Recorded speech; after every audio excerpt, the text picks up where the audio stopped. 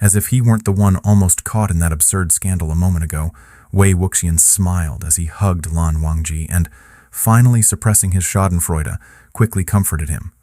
Don't worry, don't worry. He's already covered for us, and old Master Lan surely has no idea. As for your elder brother, he won't mind. However, these words did not have the intended comforting effect. Instead, Lan Wangji became even more uneasy, murmuring, won't mind? Wei Wuxian continued, of course, your elder brother is such an understanding and open-minded person. He will definitely understand. And he often protects us. If he truly had any intention of blaming us, he wouldn't have helped us just now, right? Lan Wangji seemed unable to extricate himself from his feelings of shame and guilt, murmuring repeatedly, elder brother. Wei Wuxian truly couldn't understand. Despite his attempts to comfort him from every angle, it was to no avail. In resignation, he fell back and lay on the floor, saying, the one who cried wasn't you. I don't even feel embarrassed, so what are you ashamed of? Lan Wangji silently glanced at him. This man, whose skin was thicker than a city wall, crossed his legs in front of Lan Wangji's gaze, vaguely revealing a small patch of bare skin under his hem. Under Lan Wangji's peculiar gaze, Wei Wuxian smiled sheepishly, reached out to properly cover himself, and then relaxedly said, you should really change that wooden monk-like temperament of yours. It's such a small matter, nothing to be ashamed of. It's good. This time, it will teach you to thicken your skin. As it turned out, it was indeed difficult for Lan Wangji to be not so shy anymore. Not only that, but Wei Wuxian also discovered that his plans to explore and develop Lan Wangji's potential in bed had consequently suffered the greatest setback ever. Since the incident in the library pavilion, Lan Wangji seemed to have retreated back into his shell of strict rules and regulations, reverting to his little old-fashioned ways. From the moment Wei Wuxian entered the sect, he had always turned a blind eye and casually followed the family rules. However, Lan Wangji brought those rules back into strict enforcement. Not only did he meticulously adhere to them himself, but he also supervised Wei Wuxian to ensure that he followed them as well. Every word, every clause was adhered to without omission. Daily schedules, behaviors, and actions were all assiduously followed, and any minor mistake was immediately corrected. There was no need to mention love matters. Even a simple kiss required careful consideration of time and place. Everything had to be confirmed as appropriate before their lips could touch. And once they touched, there was no licking or biting allowed, and definitely no tongue involved. Hugs were also meticulously precise, with strict boundaries on where could and could not be touched, measured as if by a ruler. Any deviation from the rules meant a slap on the wrist. Wei Wuxian surely persisted in testing the limits, but under his relentless teasing, Lan Wangji gradually became as steadfast as a fortress, maintaining his composure and chastity with unwavering discipline, not giving an inch. Each time Lan Wangji peeled Wei Wuxian, this clinging plaster, off himself, he would tidy up Wei Wuxian's disheveled collar while helplessly explaining the regulations in the couple chapter. As Wei Wuxian was pulled up, he would slap and hit Lan Wangji randomly, as if trying to vent his frustration. He acted like he wanted to sweep away all the chanting, spell-like words from this little old-fashioned. Lan Wangji tried to smoothing Wei Wuxian's anger, reciting the mantra. The family rules said that love affairs should not be excessive, just as one should not eat more than 3 bowls of rice. Moderation should be observed in all things. Between husband and wife, if pleasure is indulged in excessively, attachment and indulgence lead to loss of measure. Wei Wuxian pressed his fingers together, formed a gesture, and jabbed several times at different spots on Lan Wangji's body, attempting to drive away the ghostly specter of the Lan family rules that clung to him like the persistent shadow of elderly nun of Yin Mountain, who died from excessive craving for men. There are plenty of handsome men in Yunxian, but you just have to compete with me for this one, huh? Wei Wuxian tightened his abdomen and lifted his hips, earnestly channeling his energy. Heavenly spirits, earthly spirits, elderly nun of Yin Mountain, perish and disappear, evil spirits be gone. Lan Wangji rose above Wei Wuxian's antics, remaining immovable as a mountain, and continued to recite calmly, "Love shouldn't be obsessive. Obsessive love leads to indulgence.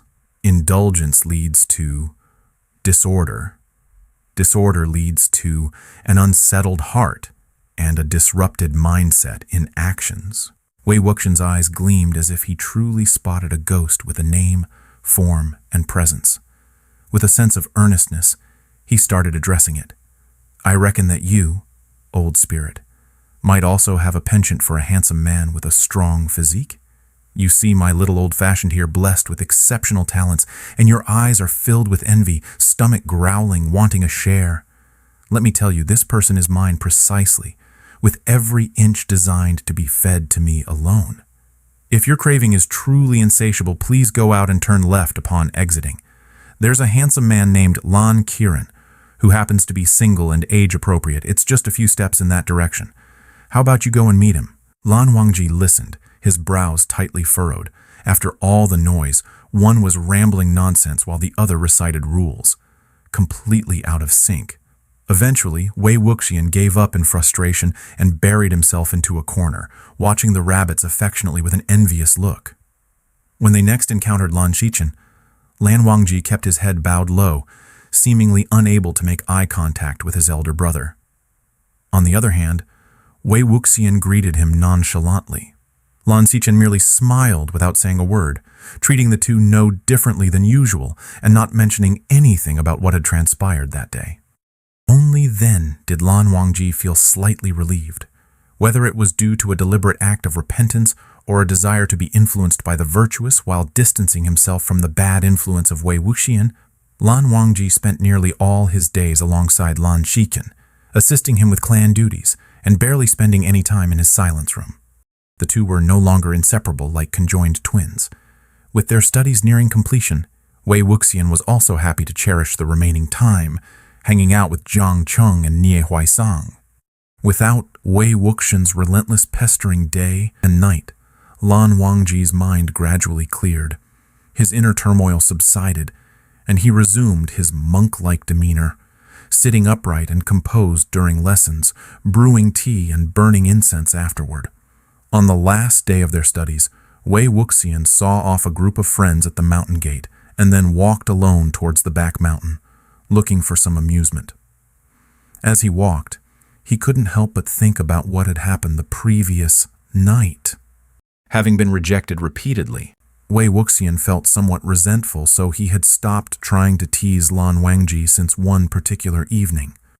After finishing his bath, Wei Wuxian gave his hair a quick rough rub and shook it twice. As long as it didn't drip anymore, he considered it done. With one knee on the bed, he was ready to lie down. "Your hair is still wet," Lan Wangji pulled him over.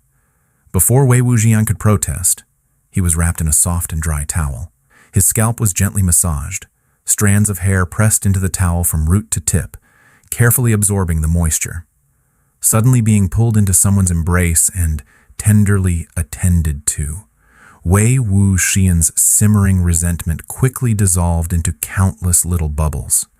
Wei Wuxian curled his toes in boredom, trying to avoid any awkward conversation by grabbing the corner of the quilt and fiddling with a few loose threads. After a moment, the movements behind him gradually ceased. He casually grabbed a bundle of his hair from the back and rubbed it, figuring it was dry enough, and muttered a casual "thanks." Just as he was about to roll over to his spot on the bed, he felt Lan Wangji's warm body press up against him from behind. Wei Wuxian's entire body stiffened almost instantly. Gently, an arm wrapped around his waist and held him with just the right amount of pressure, a palm resting on the small of his back. A cool sensation brushed the back of his neck as something slid across it, and his loose hair was gently moved aside, a hesitant and delicate kiss. Wei Wuxian froze in midair. The subtle balance from moments before shattered, and something that had been dormant in his chest started pounding wildly. Lan Wangji was also stilled, seemingly unsure of his reaction and uncertain what to do next. The breath behind him was just inches away, brushing the fine hairs on the back of his neck. When it fell against his ear, the rhythm was sometimes quick, sometimes slow, and there was a hint of nervousness in it. The delicate standoff lasted for a moment, before a slightly trembling, warm breath finally gathered the courage, pressing against a small patch of bare skin on the back of his head. Wei Wuxian shuddered all over and, unable to control himself, fell backward into the embrace behind him. In response to his sudden surrender, the hand around his waist tightened immediately, and the warm lips on his neck opened and closed. In the soft, lapping water sounds, the tip of the tongue and lips intertwined delicately, the tongue circling and drawing one small loop after another, on his skin tracing the ridges of his spine.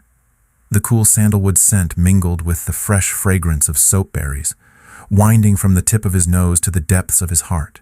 A rush of panic trembled within the familiar scent. The tingling feeling crept along his blood vessels from his neck to his spine, and from there down to his lower abdomen, until even his fingertips and toes couldn't help but curl slightly. Increasingly deep breaths wandered between his temples. After many days, Lan Wangji unexpectedly took the initiative to hug him again.